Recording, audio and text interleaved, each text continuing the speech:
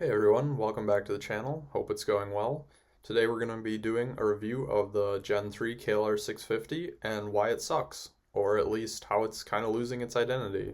Before we get in any further, make sure you subscribe to the channel.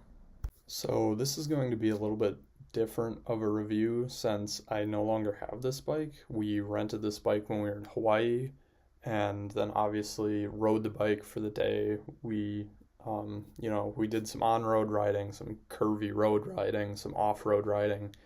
Got to feel the bike pretty much throughout the whole day and then return the bike. That being said, I am no longer in Hawaii and I don't have the bike anymore. I feel like this will be a very fitting first review video for this channel since the KLR 650 Gen 2 was one of the first motorcycles I ever owned. I have a decent amount of experience with the Gen 2, so I will have something to compare it to. Another thing that will be good to note is the fact that I was also riding a CRF 300L Rally, so there might be points throughout the video where I reference something in relation to the 300, be its weight or whatever it is throughout the review. But let me get back to clarifying that statement I started the video with, and I think the Gen 3 KLR 650 sucks. At least in what it traditionally tried to do. The Gen 1 and the Gen 2 clearly were dual sport motorcycles with the purpose of going off-road and, riding a paved road to get to this off-road section and then being pretty decent at going off-road and doing these, riding OHV trails or whatever it be off-road. The Gen 3, I feel like, has kind of lost its identity, and it's not trying to do that anymore. It's put on weight. It's a heavier motorcycle now. There's more fairings. The subframe is built stronger for luggage and passengers, and I feel like this bike, if you want this bike to be a dual sport off-road motorcycle, I feel like a Gen 2 KLR would be better. I feel like the Gen 2 KLR motorcycle is just a better motorcycle. It'll be cheaper at this point. You can drop without worrying as much. It's lighter. I feel like that is a better motorcycle for what this motorcycle initially intended to do. With that being said, I feel like Kawasaki is kind of reading the market and is kind of reading their customer base, and I feel like they're changing the Gen 3 KLR to fit that. So, going forward from here, if you want to go off-road and use this as a dual sport motorcycle with a little bit of touring capability, but also mainly using it as an off-road dirt bike, I would go with the Gen 2. It's going to be lighter, it's going to be cheaper. For the rest of the review, I am going to talk about how the Gen 3 KLR is becoming more of a touring motorcycle. So whether you want to tour on this or whether you want to use this as a dirt bike, I feel like will really depend how you're going to take the rest of the points in this video. So that's something you need to take into consideration. So for the specific KLR 650 I was riding was the KLR 650 Traveler ABS edition, which has an MSRP of $7,599. This comes with a top case trunk with the optional one key system, a DC socket, an optional USB socket, and available with anti-lock brakes. Although on their website, it only shows it with anti-lock brakes for this model, so I think it might be standard. That being said, ABS is about a $300 option on the other models, and I think it's totally worth it. One of the first things I noticed when riding this motorcycle was as soon as I leaned it off the side stand, especially coming from a 300, but I think even compared to the Gen 2, it has been years since I rode my Gen 2, but this motorcycle is 24 pounds heavier, and I feel like you can notice it. This comes down to a few different things. There is a longer subframe. They strengthened the subframe for more luggage capability and, passenger accommodations, so the Gen 2s did have some subframe cracking issues if you really loaded them down. Those are supposedly fixed now. Kawasaki also changed the cam lobes so that they have more mid-range power. There are just a few other things that did make this bike heavier. It is longer, which added weight, obviously. There are other things like the fuel injection, which added weight, the ABS, which now adds weight. There's an adjustable windshield, which adds weight. So this bike is heavier, but that being said, I feel like all these things help this bike have better touring capabilities. The fuel injection will be nice if you go into different elevations. You won't have to change jetting and carburetors or worry about any of that. This just works. The adjustable windscreen, that'll be nice for highway riding or if you just want to get more wind off your face. The longer subframe, if you do want to use this, many people tour with a passenger, so the longer subframe will be better if you do want to bring a passenger. All these things are kind of getting away from what the KLR traditionally was, which was a dual sport, and I feel like this is kind of going towards an adventure touring bike. That being said, I feel like most of Kawasaki's customer base is kind of using these as adventure touring motorcycles. So I feel like Kawasaki is reading the market and making changes accordingly. This bike is 472 pounds wet, and something like my 2013 BMW R1200 GS is 496 pounds wet. So this bike actually is, not only is it heavier from the Gen 2 by 24 pounds, but you add an extra 24 pounds and you could get something like a GS, which has 5 times the horsepower. And if this bike wants to be a touring machine like the Gen 3 is kind of shooting to be, you can get a way better touring machine for another 24 pounds and upgrade to a GS. That being said, I do realize these bikes are like $7,000. They've always been cheap utilitarian motorcycles. And the GS is definitely way more of a touring machine, and it is in a totally different class. It's way more expensive. It is more of a luxury, expensive touring machine. But for bikes that are trying to be good tourers and also have off-road capabilities, I think the GS would be a way better motorcycle. So that being said, this bike is rather heavy, all considering. I mean, considering it wants to be a touring bike, but it also wants to be an off-road bike, I feel like you can get way better touring bikes that are just a little bit heavier, or if you want to be more off-road, you can get a bike that is way more off-road oriented that is way lighter. The next thing I noticed when I actually started riding this bike was that the brakes are horrible. The Gen 2 KLR 650 had a 280mm rotor, and they upgraded to a 300mm rotor for the Gen 3, but it's still just a one rotor system on the bike, and the brakes aren't very good. That being said, the Gen 3 does now have ABS, which is about a $300 option, but the concerning thing for most people is that you can't turn it off. So off-road, it is concerning that you would always have that ABS forcibly on, but from what I've read online, I don't think it actually is as bad as most people are thinking.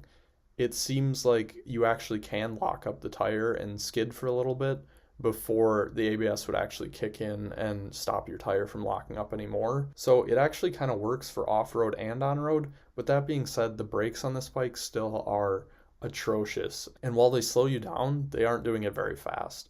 Yes, you'll get there eventually, but if you really need to stop in an emergency or just in general, these brakes aren't very good. The other thing I noticed about this bike was the shift lever and the gearbox. I never had any false neutrals or missed shifts or anything. It was a very good gearbox, but the actual shift into the next gear was very numb. I would bump it up to the next gear, and while it did get to the next gear, it felt very numb doing that, and there was like no feedback at all. It was just kind of very mushy, which I didn't really appreciate. But again, this is a cheaper motorcycle. I think the Gen 2s were the same way. On to the good for this bike though. I like the reliability and the idea of fuel injection. Supposedly this bike does get better fuel economy, and obviously it'll be better in elevation. And the Gen 2 supposedly got about 40 to 45 miles per gallon. I don't remember exactly what mine got, but supposedly the Gen 3s with the fuel injection are getting 50 to 55. So there is a significant, and I do think that is a welcome upgrade. I think they really went the right direction with that one, especially for touring capabilities. Another thing about this bike was the seat. The seat is extremely comfortable. The Gen 2 had a rather hard seat. It wasn't super great. The Gen 3 had a very squishy, plush stock seat. It seemed a little wider. I think this is a very touring capable and able and even comfortable touring seat. So I think they did good there also.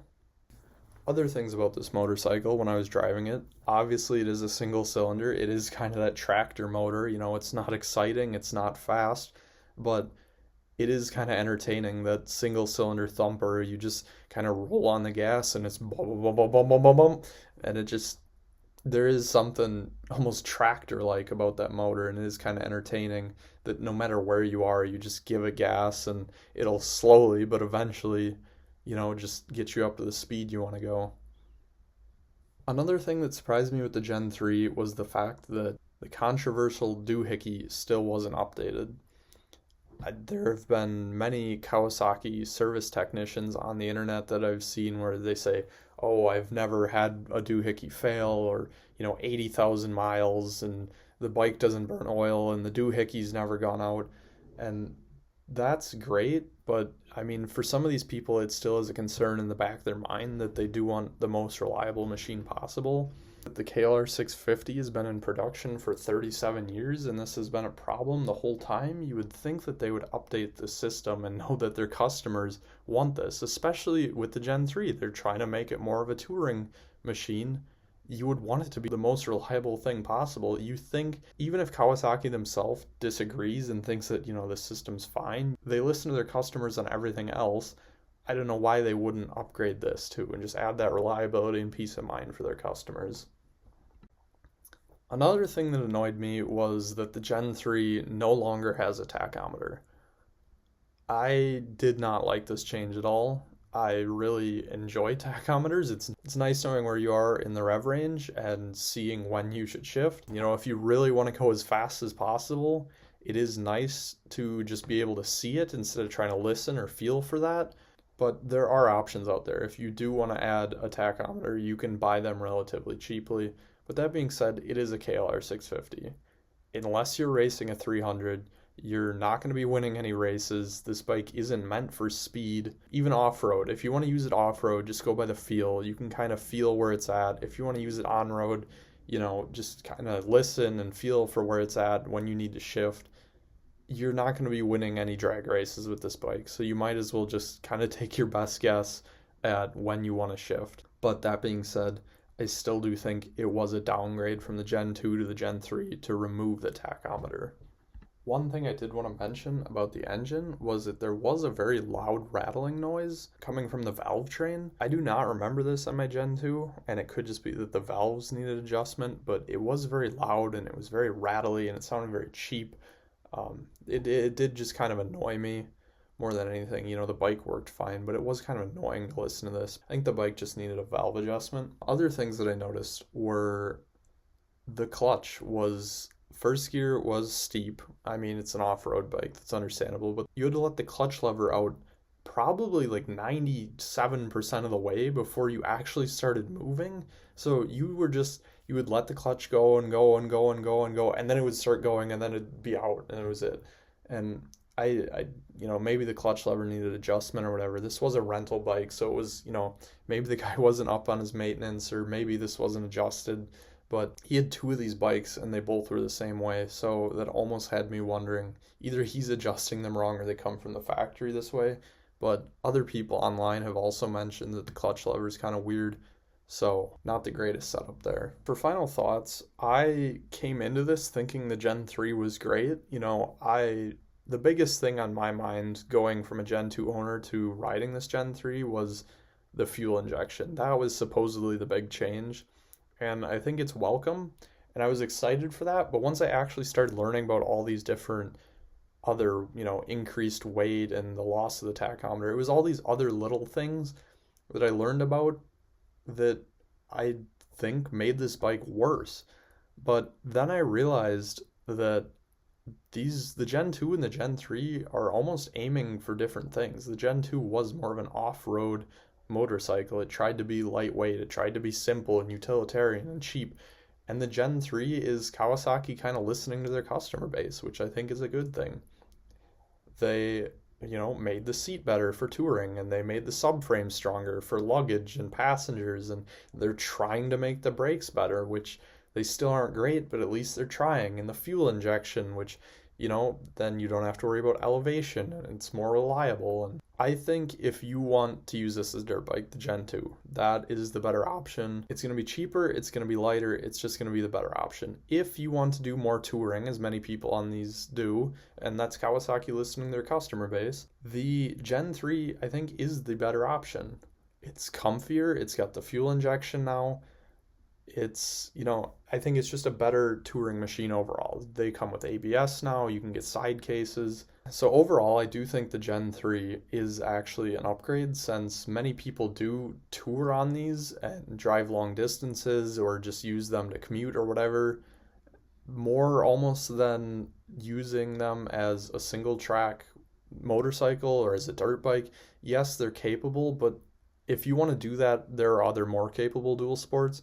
But if you want to tour, it's also, there are other more capable options. I mean, the Honda Transalp, I would say, probably just as dirt capable, but a way better tour. You're getting 3 times the horsepower, you're getting newer electronics, you're getting a tachometer, you're getting all these other things where I would rather have the Transalp if you're going to tour.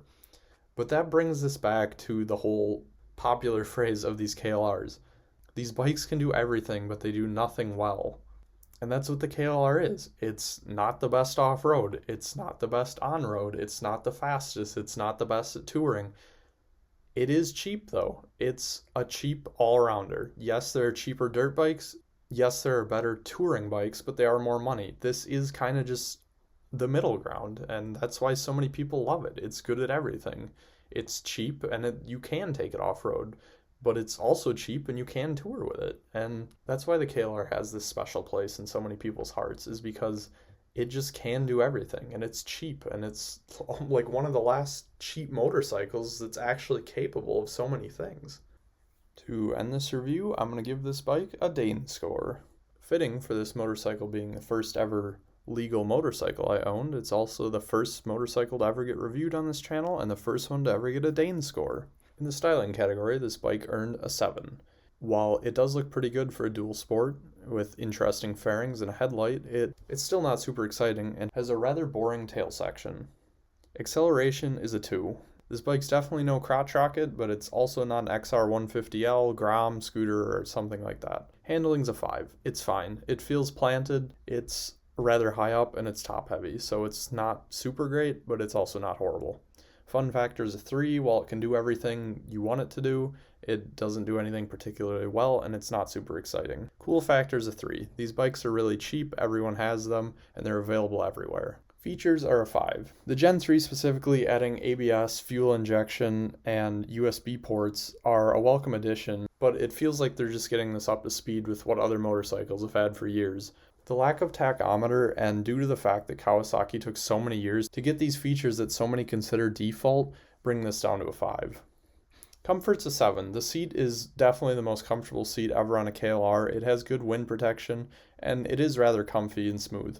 That being said, it is still single cylinder and the engine does vibrate quite a bit. Quality's a 3. The brakes on this motorcycle aren't great. This is a cheap motorcycle. Nothing feels premium or particularly good on this motorcycle. It feels cheap and it was built cheap because it is cheap. Practicality's an 8. You can do almost anything on this motorcycle. You can drive it in the snow, you can drive it in the salt, you can drive it in the summer, you can drive it off-road, anywhere and do anything with this. That being said, it doesn't have a lot of storage capacity. Value's a 7. This motorcycle is one of the cheapest all-rounder do-everything motorcycles on the market, but it does feel cheap and it is missing some of those common features, and even some of the features it does have don't feel super premium. Giving this bike a total score of 50. Perfectly fitting for the KLR. It's not good at anything, it's not bad at anything. It's 50-50, right in the middle. So that's the KLR 650. Make sure you subscribe, like, and comment, and I'll see you on the next one.